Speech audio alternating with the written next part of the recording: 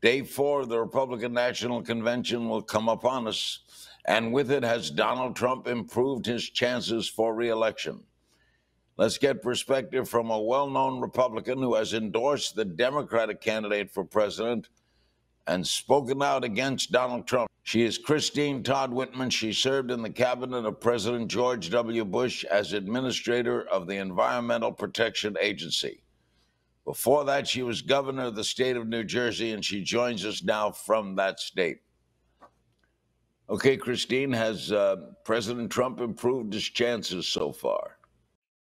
I'm not sure how much, Larry. I mean, he certainly has hardened his base. The first night was all about the base. There was really no outreach whatsoever.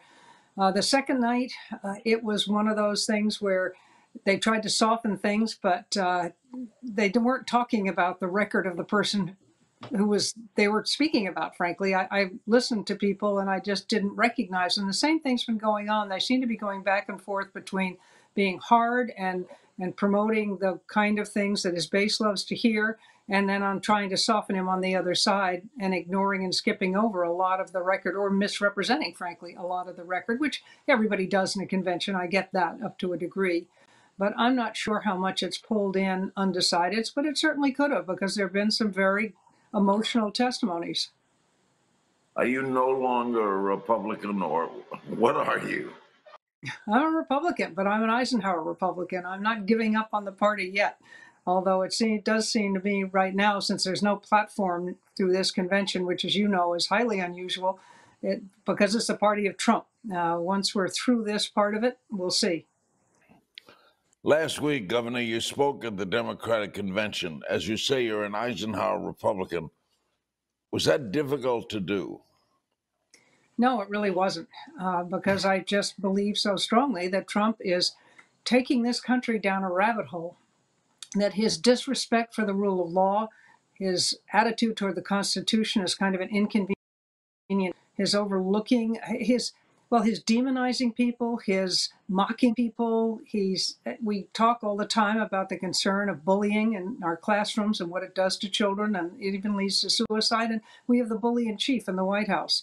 I don't think he's made our country ever any safer, because he's walked away from our allies and cozied up to people who do not have our best interests at heart. And I've just never seen him do anything that leads me to believe he deserves to be president. Do you think he's violating the Hatch Act?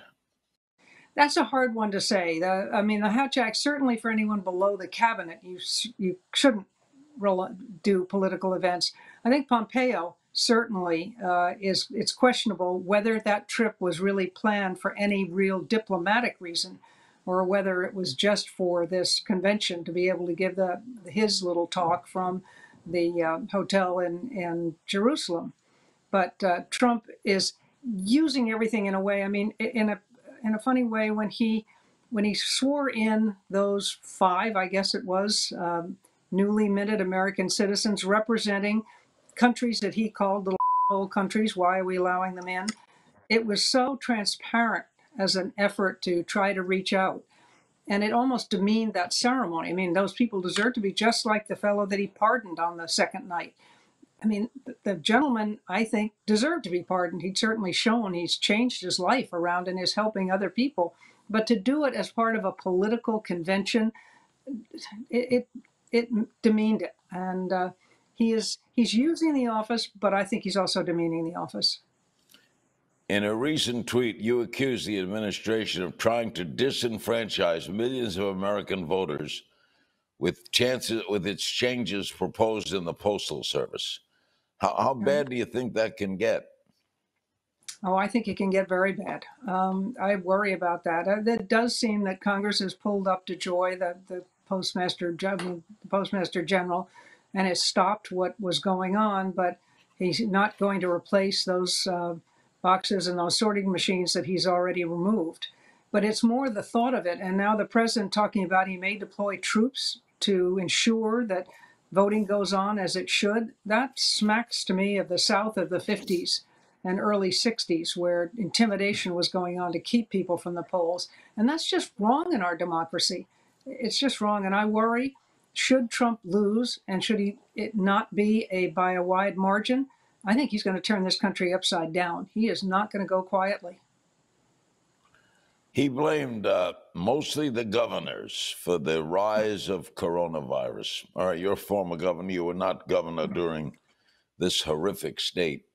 What did Right. you make of that statement? Well, I mean, it's again, it's emblematic of the man. First, he says, "I'm in charge. I'm the only one that can make decisions," and then he said, "Not me. I don't have anything to do with this." The problem we have had from the beginning, I believe, on the coronavirus is that lack of leadership from the top. What the governors wanted, what the mayors wanted, what they needed was to have somebody at the top say, "Look, this is what we know. This is what we don't know. And these are the things we know will work, and everyone should do. Wear a mask, social distancing, and for a period of time, whatever they decided was the appropriate, listening to the experts, they should stay inside."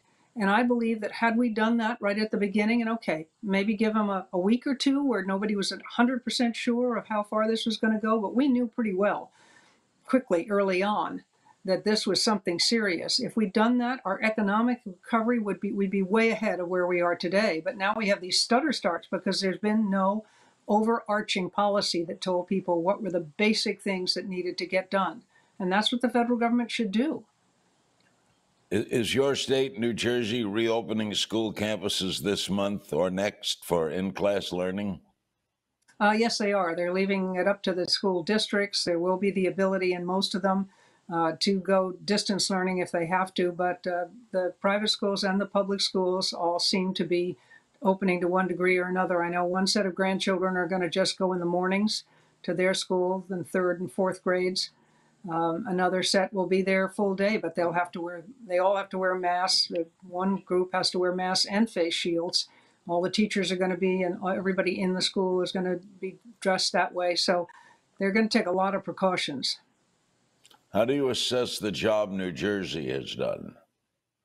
I think the governor's done a pretty good job. I mean, there are a lot of people that are mad at him because he hasn't opened up indoor dining and things, and it's hard. Again, what makes it so difficult is it seems as if it's arbitrary because each governor or mayor is having to do this on their own. And it's not arbitrary. It's about saving people's lives. And the one thing, if we're learning anything about this virus, you don't want to get it, even a light case, because we're starting to see that people don't recover as quickly as everybody thought they did. There are lingering after effects. Some of them can be deadly with blood clots to the brain. I mean, with strokes and things in otherwise healthy people. So it's not something you want to fool around with. We should be concerned that over 175,000 people have died in this country from it in a relatively short period of time for this kind of thing. And coming in now to the flu season, it's even more worrisome. If you still were governor, would you mandate masks? Yes, I would, without question. Yeah. How do you make of the dealing with that when the president and others say, well, it's your freedom to not wear it? I know. Well, that's what I mean when I say it. He says one thing and then he undermines it. I mean, he will say, yes, everybody should wear a mask. It's a nice idea, but only if you want to. That's not right. There are only a few things that we can say with pretty much certainty about the coronavirus, and that is the way to help stop the spread is by wearing a mask, social distancing, and if you don't have to go out, don't, but certainly stay away from large crowds. I mean, they've been able to trace back every single, well, almost every single, anytime you do that, that's an exaggeration, but these outbreaks to gatherings, whether it was a wedding, a motorcycle rally, and who knows what's going to happen after the First Lady spoke in the Rose Garden to a crowd of people who were not sitting 6 feet apart and nobody wearing a mask. Again, because the president didn't want to remind people about the mask. And the new advisory from the CDC about, well, if you've been exposed to the coronavirus, you don't really need to get tested. I mean, doctors are shaking their heads saying, wait a minute, what's going on? And that's the worst you can do in a crisis like this. You need a steady leadership. Your reaction to the horrific killings in Kenosha, Wisconsin? You know, what's happening is awful. You know, you never know. In a nanosecond, when police are out there, they don't know exactly what they're facing. They're taught to take the body shot. But you know what we should be doing, I believe, Larry, is not talking about defund the police. It's refund the police. It's figuring out, we're asking them to be social workers and psychiatrists, and they don't know how to do that. They're not trained. They ought to have access when they're going to a situation where they get a call and say someone's acting strangely. They ought to have the ability to have a psychiatrist or a psychologist go with them. If they're being brought into a domestic violence situation, and some of these have come from that, they ought to be able to have a social worker, somebody who is better equipped to talk people down and to find out what's going on. But when you see someone who's walking away, not running, walking away from them, not responding, so they don't know, and then you shoot them, you try the legs. I know you go for the body shot. I know that that's the biggest target, and when you're in a critical situation, you don't mess around if you're a police officer. But when someone is not running but walking, you should have a designated shooter, as it were, so not everybody is unloading their guns, because it's very easy to get off a lot of rounds with those weapons that they carry. And they ought to not aim for the torso just for a change. I had a New York City cop tell me once that there is no excuse to ever shoot someone from behind. There's not one instance of running away from a robbery, you still don't shoot anyone from behind. Well, I would agree with that. I mean, I would like that. I'm trying to cut a break for some people, particularly now because the police are feeling particularly vulnerable. But, there shouldn't be. If someone's going away from you, and we've seen this now, we've had 3 recent of these shootings where the victim has been going away from the police. And that's got to stop. We've got to do a better job at recruiting, at weeding out those who join the force because they have some kind of a grudge or they feel the power of it. I think we ought to stop selling the surplus army weapons to police. They don't need them. And we ought to do better training. Do you think Joe Biden should speak tougher about the rioters? I don't know what he said most recently about the rioters, that there's certainly a difference between demonstrators and rioters. And I don't believe he holds any truck with rioters. He certainly supports the right of the demonstrators to be out there and peacefully demonstrate, but not the rioters themselves. But what he shouldn't be doing is trying to scare people that this is what one party, the way the Republicans are doing now, this is what the Democrats are going to unleash on you because they want to, because they like this idea, because they're going to force integration into communities. And they keep talking about the suburbs. There are a lot of people of color who live in the suburbs. They're not all, rioters. And he's trying to create this racial divide that is so dangerous. Our country is great because we're immigrants for the majority. If you're not a Native American, Indian, you're an immigrant. Your family has immigrant roots. That's what gave us our strength. And to create this divide is very dangerous. Concerning your party, if the president loses, is Mike Pence the titular head? I'm not so sure about that. I think there's going to be a big fight over who the titular head is. And again, it depends on how big the loss is if Trump loses. That's going to be the deciding factor, I think, at the end of the day. He certainly is going to try, but you've got Nikki Haley, you've got people who are speaking at the convention, all of whom have their eyes on 2024. Can you see yourself returning to the party? Not if it's going to be this party. Not if it's going to be defined by Trump, no.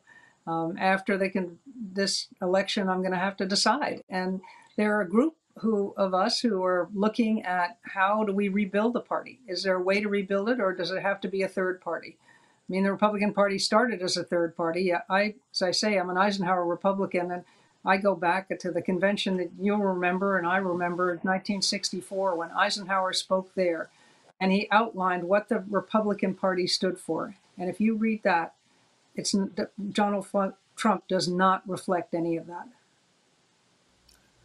So where does it go from here? If it's not Pence's party, whose party is it?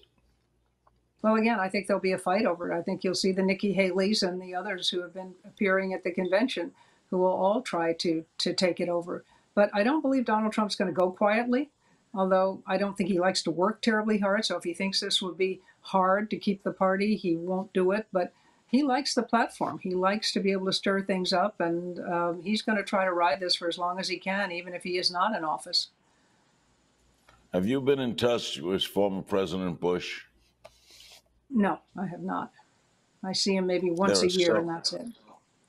There are rumors that he might come out and endorse Biden going back to the way his brother was treated? You don't think so? No, I don't think so. He has too much respect for the office itself, irrespective of the person in it, whether he agrees or disagrees. I'd be very surprised if he did that. And quite frankly, there are younger Bushes who may be interested in running for political office, and I don't think he wants to cut all the bridges with Republicans. He's already indicated he's not going to vote for him. You think Mitt Romney might endorse Biden? Oh, I wouldn't be at all surprised if Mitt Romney didn't do it. Yes. It's always great seeing you. Thank you so much for your thanks so much for your time. It's good to see you.